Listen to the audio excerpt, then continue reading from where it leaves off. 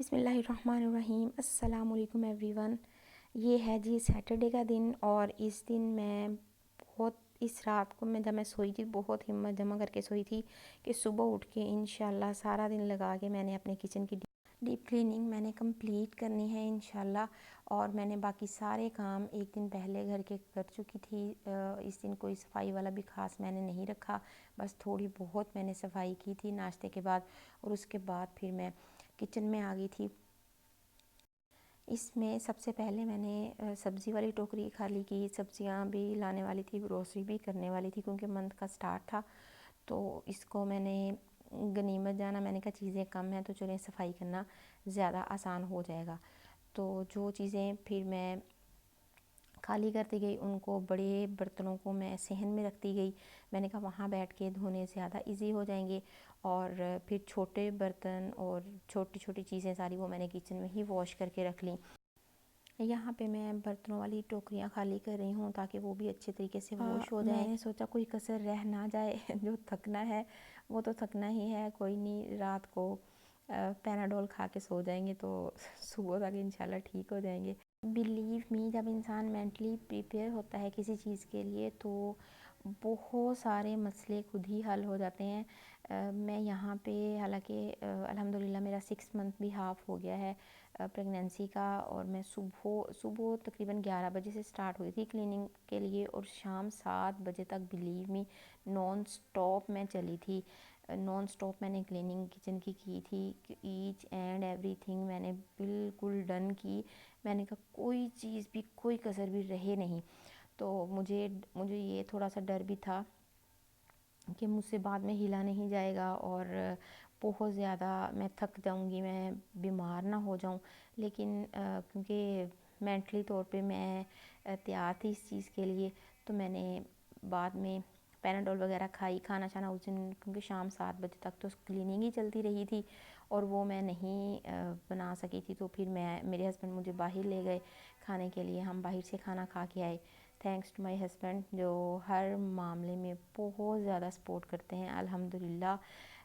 Expectation से भर के हमेशा सपोर्ट करते हैं। अल्लाह ताला ऐसा हस्बैंड सबको दे, ऐसा लाइफ पार्टनर सबको दे, सब बच्चियों की किस्मत बहुत अच्छी करे। यहाँ पे आप मेरी बॉटल्स का हाल देख रहे हैं, हालांकि फ़िल्टर का पानी आता है लेकिन फिर भी थोड़ी अरसे बाद ये इस तरह वाइट वाइट सी हो जाती हैं, यानी तकरीबन महीने बाद मुझे इस तरह इनकी डीप क्लीनिंग करनी पड़ती है। इनमें मैंने एक एक चम्मच बेकिंग सोडा डाला है और इसमें थोड़ा थोड़ा मैं सिरका ऐड करूँगी। सब में एक एक टीस्पून आप कह सकते हैं सिरका ऐड करूँगी। और उसके बाद फुल गर्म पानी मैंने सुबह से गीज़र चलाया हुआ था ताकि फिर क्लीनिंग करने में आसानी हो। तो इन सबको मैं फिल करके रख दूँगी। जब तक ये वाले बर्तन सारे डिब्बे वगैरह वॉश हो जाएंगे तब तक इनके सारे जरासीम भी बोटल्स के मर जाएंगे और इनमें जो वाइट वाइट सा है और वो भी ज़रा नरम हो जाएगा और फिर इनको क्लीन करना मेरे लिए आसान हो जाएगा। साथ ही अब मैंने एक बाउल लिया है और उसमें मैंने पानी डाला है और उसमें 2 लेमन मैं निचोड़ दूँगी और वो लेमन उसी में फिर निचोड़ के उनके जो छिलके होंगे वो भी उसी में रख दूँगी। और इसमें भी मैं बेकिंग सोडा डाल रही हूँ, 1 चम्मच बेकिंग सोडा डालूँगी और 2 से 3 चम्मच यानी टेबल स्पून मैं इसमें सिरका ऐड करूँगी और फिर इसको मैं माइक्रोवेव में रखूँगी 10 मिनट के लिए। उससे क्या होगा कि एक बहुत अच्छी सी स्टीम बन के ये जो सॉल्यूशन मैंने रखा है उसकी बहुत अच्छी सी स्टीम बन जाएगी और उससे पूरा माइक्रोवेव आसानी से वाइप हो जाएगा। उसमें जो भी चिकनाई के या खाने के थोड़े बहुत पार्टिकल्स या निशान वगैरह लगे होते हैं बहुत आसानी से वाइप हो जाते हैं। मैं बाद में दिखाती भी हूँ आपको इंशाल्लाह। यहाँ मैं सारी टोकरियाँ वगैरह जो भी बच गई थी बड़े वाली वो मैं सारी सहन में रखने जा रही थी। उसके बाद ये मैंने सारे डिब्बे स्पाइस बॉक्सेस वगैरह ये जो काउंटर पे पड़े होते हैं ये मैंने क्लीन किए हैं। और जो कैबिनेट्स वाले हैं उनको क्लीन करने की ज़रूरत नहीं थी इतना ज़्यादा क्योंकि वो जो भी खाली होता है वो साथ साथ मैं क्लीन करके वॉश करके फिर ही दोबारा उसमें स्पाइसेस डालती हूँ। ये काउंटर वाले इनको साफ़ किए हुए 3-4 मंथ मतलब वॉश किए हुए हो गए थे। तो ये वैसे भी इतने गंदे मेरे नहीं होते साथ साथ क्योंकि मैं इनकी क्लीनिंग करती रहती हूँ। लेकिन फिर भी 5-6 मंथ के बाद या 3-4 मंथ के बाद आप कह सकते हैं कि जो हाउस वाइफ्स हैं वो अच्छे तरीके से समझ सकती हैं कि फिर भी इनको डीप क्लीनिंग की ज़रूरत पड़ जाती है, साथ साथ जितनी मर्ज़ी सफाई आप करते जाओ। ये देखिए मैं आपको दिखा रही थी कि ओवन में कितनी अच्छी सी माइक्रोवेव में स्टीम बन चुकी है। अब मैंने इसका स्विच उतार दिया था क्योंकि स्विच के साथ मुझे काम करते हुए थोड़ा सा डर लगता है और अपनी जान किसको प्यारी नहीं होती। यहाँ मैंने माइक्रोफाइबर क्लॉथ लिया है। अगर आपके पास ये नहीं है तो कोई मसला नहीं, आप कोई भी नरम कपड़ा ले लें जो हमारे अप्लाइंसिस पे खराशें नहीं डाले, ठीक है। कोई भी नरम कपड़ा लेके आप इसको अच्छे तरीके से इस तरह वाइप आउट कर दें और हमारा ओवन बिल्कुल ज़बरदस्त तरीके से साफ़ भी हो जाएगा। और साथ साथ हल्की फुल्की सफाई करने का फ़ायदा ये होता है कि डीप क्लीनिंग में भी आपको ज़्यादा खपना नहीं पड़ता, बिल्कुल आसानी से हो जाती है।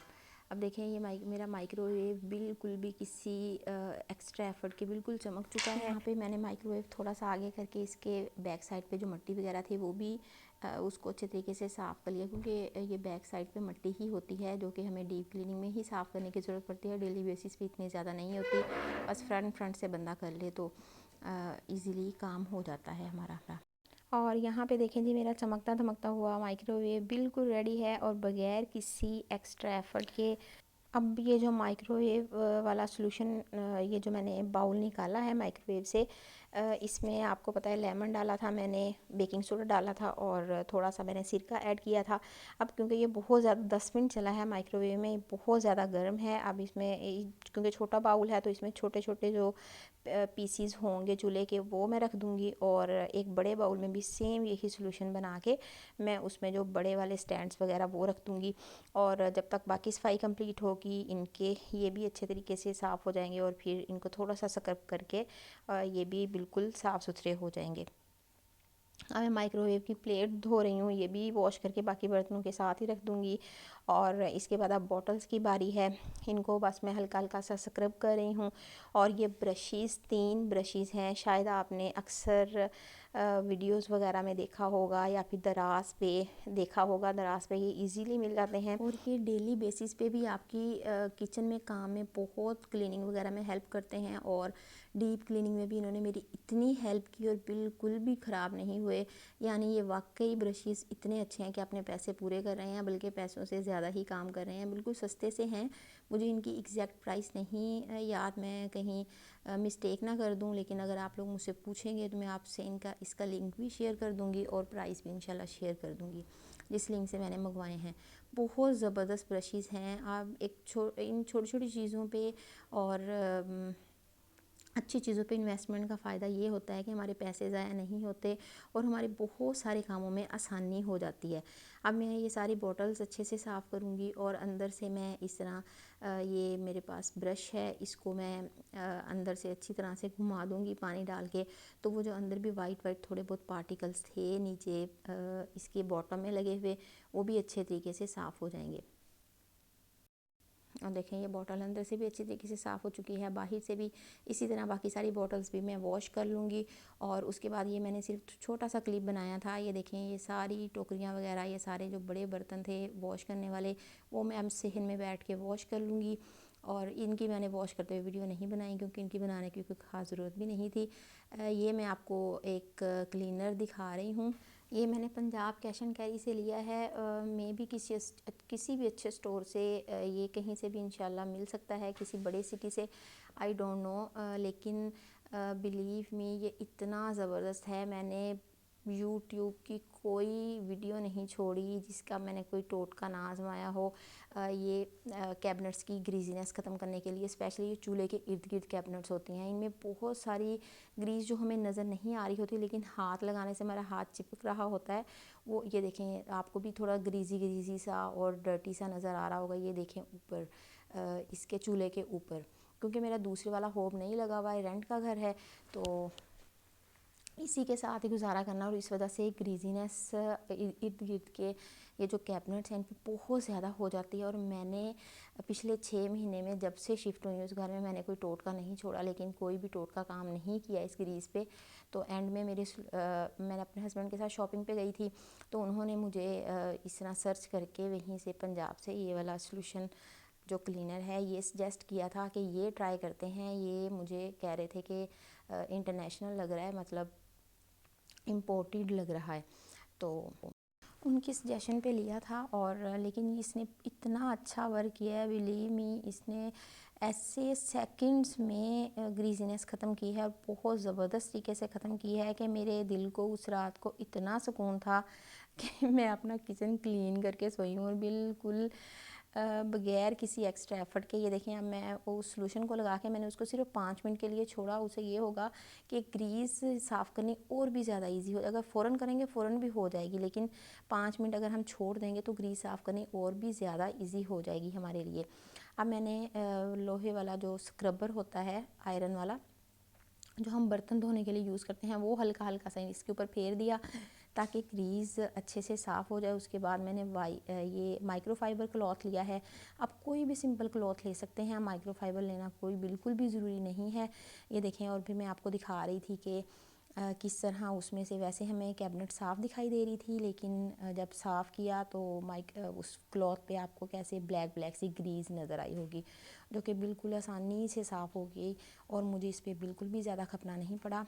लेकिन अगर यही मुझे इस पे खपना पड़ता किसी सिंपल घर के टोटके के साथ, तो मैं बहुत ज़्यादा थक भी जाती, और वो बहुत सारे मैंने ट्राई किए थे और किसी ने वर्क किया भी नहीं था।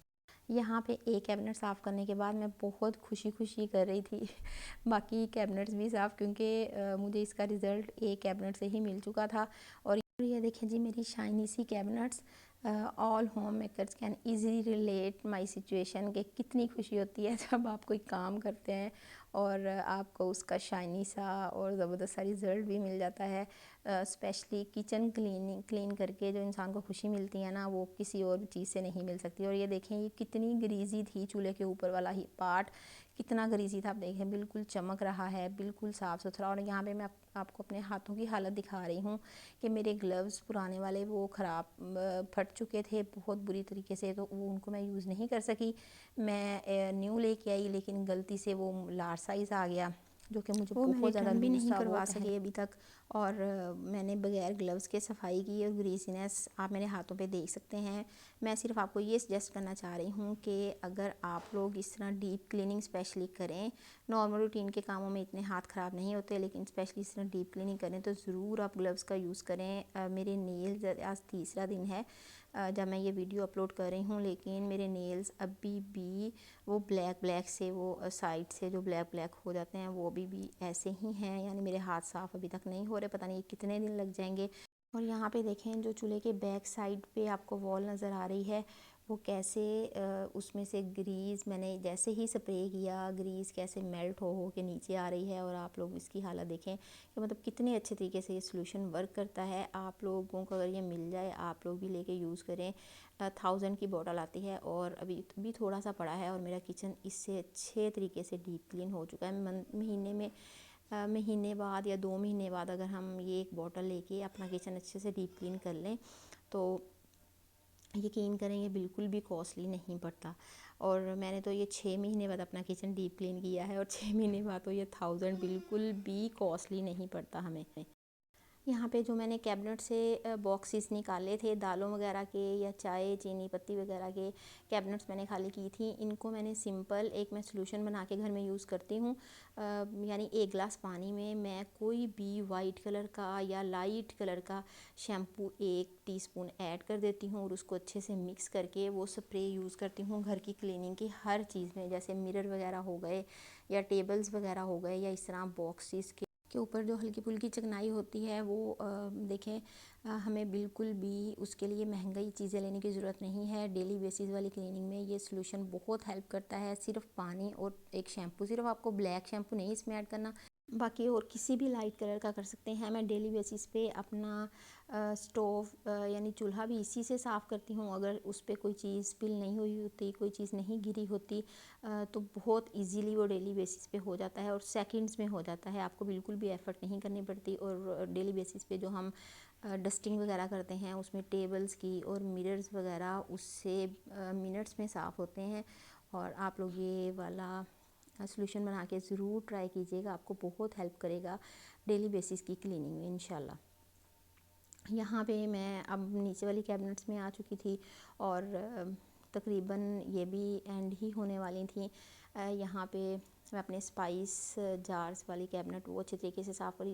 इस पे भी मैंने वही वाला जो घर में सॉल्यूशन बनाती हूँ वो वाला इस पे स्प्रे किया अच्छे से, और इनको अच्छे से पहले क्लीन करके रखा। फिर मैंने ये कैबिनेट अच्छे से साफ़ की, और मैंने कोशिश की है कि जो चीज़ें आपको हेल्प कर सकें वो मैं ज़रूर रिकॉर्ड करूं, और लेकिन हर चीज़ रिकॉर्ड नहीं की मैंने, क्योंकि वीडियो ऑलरेडी बहुत ज़्यादा लंबी हो रही थी। होप सो ये वीडियो आपको कुछ ना कुछ हद तक ज़रूर हेल्प करेगी। अब देखें, ये मेरा स्पाइस बॉक्सेस वाला ये जो कैबिनेट है ये भी अच्छे तरीके से चमक चुकी है, बॉक्सेस भी साफ़ हो चुके हैं। और इसके बाद सारी चीज़ें साफ़ करने के बाद ये किचन सिंक की बारी थी। इसमें मैंने थोड़ा सा काला तेल ऐड किया है। काला तेल भी आप में से बहुत सारे लोगों को पता होगा, नहीं पता तो किसी भी पंसारी की स्टोर से इजीली मिल जाता है। वो भी आप ये सिंक वगैरह साफ़ करने के लिए, और स्टील वगैरह के बर्तन और स्टील की चीज़, कोई भी स्टील वगैरह की चीज़ें साफ़ करने के लिए बहुत ज़्यादा यूज़फुल है।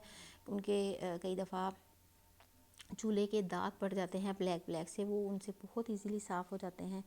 और ये देखिए आप, सिंक मेरा उसी से ज़बरदस्त तरीके से चमक चुका है।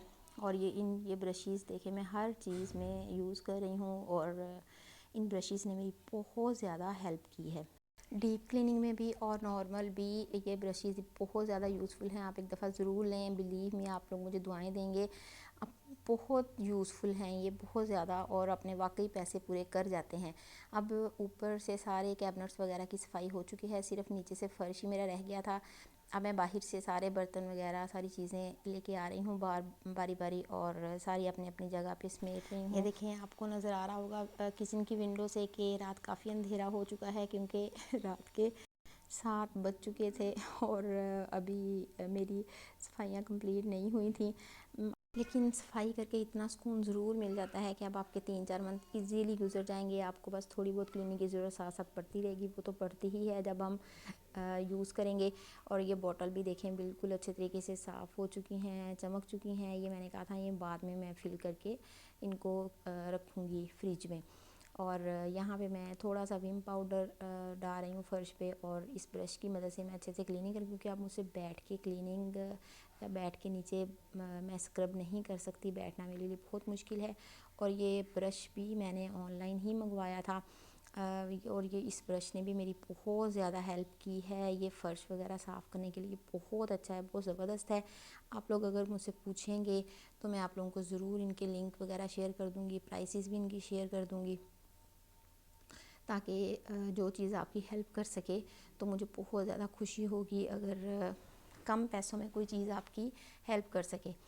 ये देखें, अब मैं एंड रिज़ल्ट आपको दिखा रही हूँ अपने किचन का। मेरा फ़र्श भी देखें, और मेरी सारी समझ सकते हैं हाउस वाइफ्स के, ये हाउस वाइफ कितनी बड़ी रिलैक्सेशन होती है जब आप एक दफ़ा एक चीज़ को पे मेहनत कर लेते हैं। सारा दिन तो मेरा लग गया, लेकिन अब मेरे 3-4 मंथ इतने आसानी से गुजर जाएंगे कि मुझे ज़्यादा एफ़र्ट की ज़रूरत पड़ेगी ही नहीं, और मैं हर चीज़ मुझे नीट एंड क्लीन मिलेगी।